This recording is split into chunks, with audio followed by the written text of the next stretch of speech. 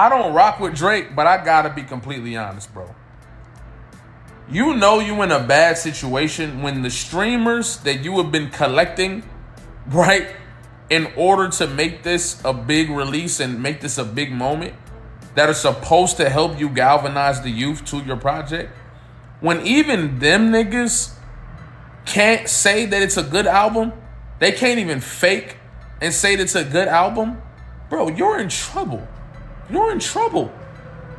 Platboy Max and all these guys, they couldn't even lie. They couldn't even, the album wasn't even decent enough for them to lie.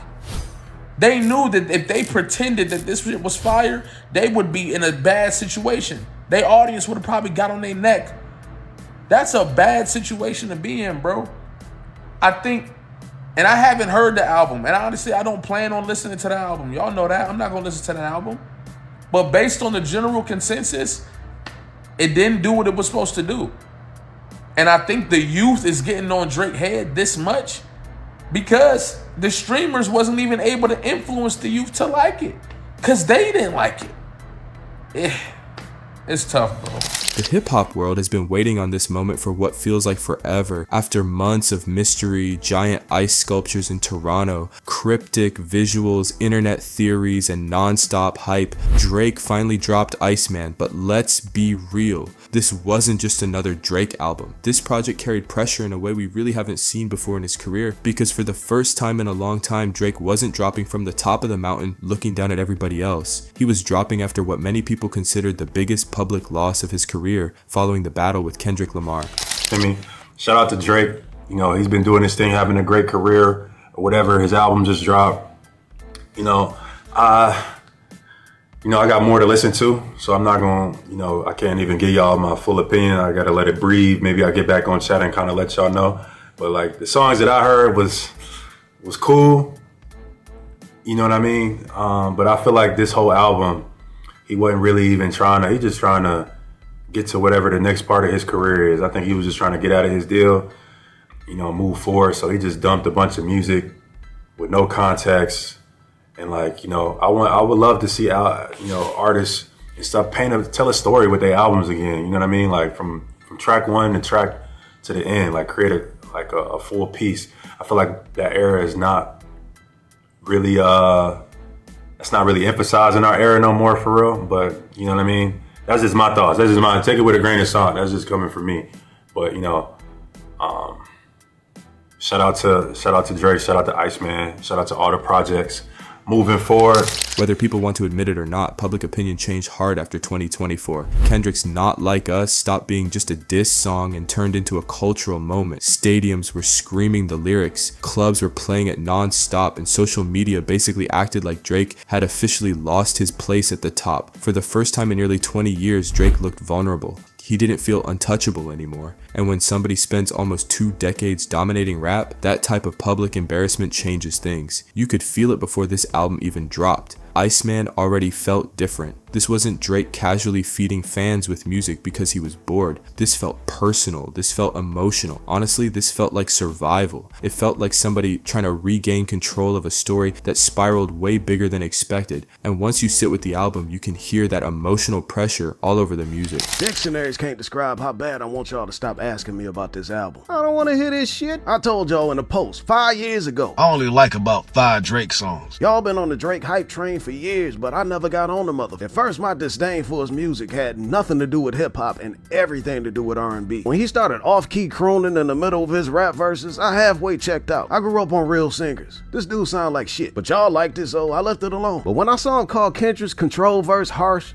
I was completely done with this dude. He showed me emphatically he didn't understand the genre or the culture he was appropriating. Then later on to find out he had ghostwriters and he been stealing songs since the beginning. Yeah, best I ever had, he stole that shit. I wasn't surprised at none of it. But when some of his most dedicated fans told me that this album is trash, I was a little surprised because I expected maximum effort. But when they told me he the only writer on the project, it made perfect sense. What's his style, his personality, his flows, his cadences? We don't know because those things have never existed. This dude has always been an amalgamation of other people's creations and ideas. There's no way in hell he could craft a great project by himself. Even all them streamers he collected like Pokemon cards ain't rocking with this. Except more. I ain't heard from him. Maybe his his jaw fell off from sucking so much. Right away, ICEMAN sounds colder, darker, and way more emotionally isolated than much of Drake's recent work. There's a heavy loneliness hanging over the project, but not the type of heartbreak loneliness we've heard before. This feels more emotionally exhausted, like somebody pretending publicly they've moved on while privately replaying every betrayal, every insult, and every moment people turned on them. You hear frustration throughout the project, you hear bitterness, but at the same time you hear somebody trying really hard to sound confident while clearly still carrying emotional bruises. And make no mistake, Drake is absolutely still talking about Kendrick. That becomes obvious almost immediately. Throughout ICEMAN, Drake repeatedly circles back to the battle, sometimes directly, sometimes through subtle jabs, but the message stays the same. He's still deeply bothered by what happened. He questions the narratives around the beef, takes shots at people who switched up on him, and repeatedly talks about betrayal, fake loyalty, and public humiliation. Drake delivered. Round of applause for Drake, man. And I know the haters are gonna say, oh, you're glazing. How can you make a review after 2 days? But equally, how can you make a negative review after 2 days? It goes both ways. Drake delivered on this ICEMAN album. What do you want me to tell you? He went in. This album is one of them ones, alright? And if you've listened to it front to back, back to front, then you'll know. If you know Bull, then you'll know that this Drake album, I'm calling it now, will rank high in Drake's catalog. He went that in with this project. It's highly focused. Everything he's done about this album is intentional. The sonics on this album, the production, the rapping on the Make Them tracks, make them cry, make them remember, make them pay. Some elite level generational raps from Drake. Wordplay, lit. Flows, lit. And then you got songs that keep you in a chokehold, like Whisper My Name or Janice STFU or the song with Future. And everyone knows I'm a huge Drake and Future fan, right? And they came together for Ran to Atlanta, and I'm not gonna lie, that song is hard. I cannot believe people are saying that song's not hard. Watch that song grow on people. Some of us just know straight off the gate. Some of us just have the ear and no Bull. That song is hard. Shebang is hard. I feel like Drake delivered, man. He did what he needed to do. You know, the album's only been out for 2 days. There's still a lot more to take in when it comes to this album. There's still a lot more things to decipher. But my initial gut reaction from listening to this album is, yeah, with the weight of the world on his shoulders, with his back against the wall, with people writing him off, people were saying he's washed up, people were saying his runs come to an end. He took that weight and treated it like the easiest deadlift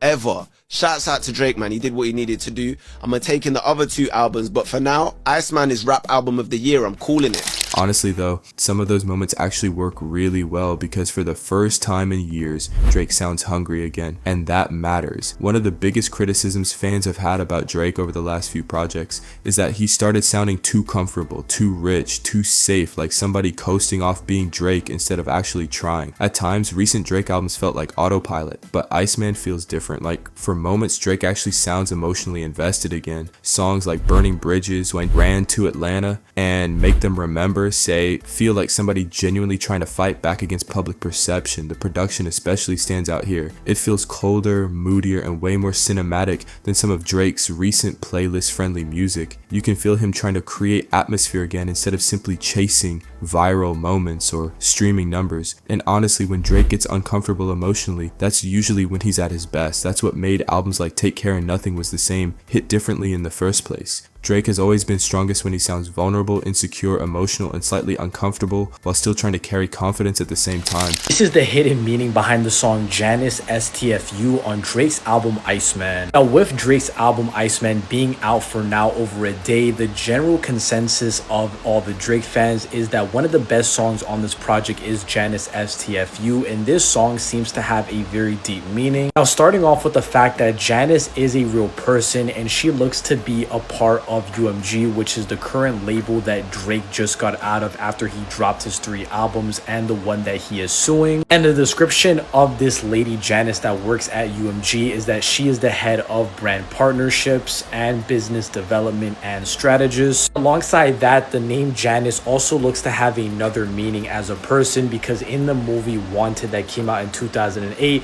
it is about a man that is constantly being micromanaged by a boss named Janice, which he then crashes crashes out. And this can also just be a play on the song, as Drake is the guy that ends up crashing out on the boss named Janice, and Janice is a representation of UMG, critics, haters, and everybody that ended up betraying him. Drake also ends up dissing Kendrick Lamar's fan base on this song, with him specifically saying that the only reason as to why people listen to Kendrick Lamar is because they feel guilty and they're white, with him specifically saying white kids listen to your stuff because they feel some guilt, and that's how your soul gets fulfilled, handing out turkeys on camera inside of your HUD, then you go back to the hills. Nonetheless though, what do you guys think about the hidden meaning behind Drake's album Janice FTFU? Are you guys rocking with this? You guys not? Let me know. But here's the problem. Drake still has the same Drake problem he's always had. The man doesn't know when to stop. Because while ICEMAN absolutely has strong moments, it also starts feeling repetitive at times. Drake spends so much energy revisiting old wounds that parts of the project become emotionally exhausting. Too much score settling. Too much talking about fake loyalty, betrayal, streaming numbers, industry politics, and people not respecting him enough. Eventually, you start thinking, alright bro,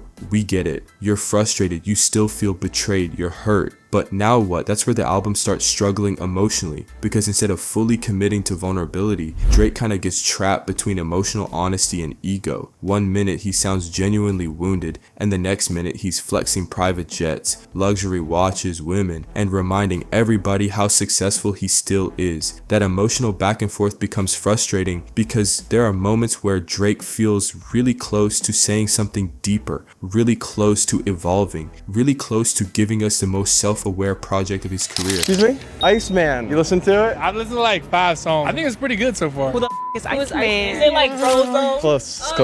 Drake. Oh man, I haven't listened to it yet. All right. It's Drake, bro. He's him. We got 2 sides of them. Lose some years on your songs. I like old Drake. Drop the house music. I don't like that house music. It's not your thing. Drake, have you seen this? I don't know him like that. You know what I'm saying? Tory's better. Oh my god. I don't like him. Why not? He's a cornball.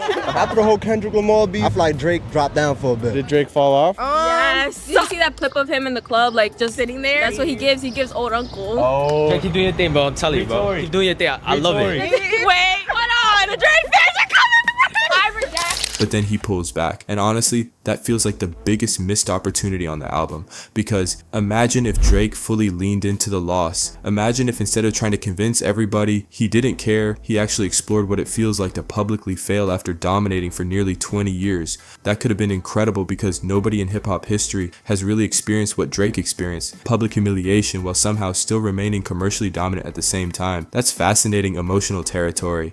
Instead, Drake spends too much time trying to win arguments that already happened. That's probably why listeners feel so divided on the project right now. Some fans love the album because Drake sounds motivated again, focused again, emotionally invested again. Critics who enjoy the project argue that ICEMAN finally sounds like somebody with something real to prove. Others disagree completely, saying the project sounds bitter, repetitive, and overly obsessed with reliving old drama instead of evolving creatively. I still don't know if ICEMAN gave us that undeniable Drake moment, that one song everybody screams all summer, that God's Plan, that one dance, that Hotline Bling. The album has good songs, really good songs in places, but I'm not sure it has the song yet. And for Drake, expectations matter because Drake isn't competing with rappers anymore. He's competing with his own legacy, and that's brutal, because even when Drake stumbles, the entire music world still stops to talk about him. And that alone says something. The bigger question moving forward is simple. Can Drake turn this momentum into another dominant chapter? Or are we watching somebody slowly realize the throne doesn't belong to him the way it once did?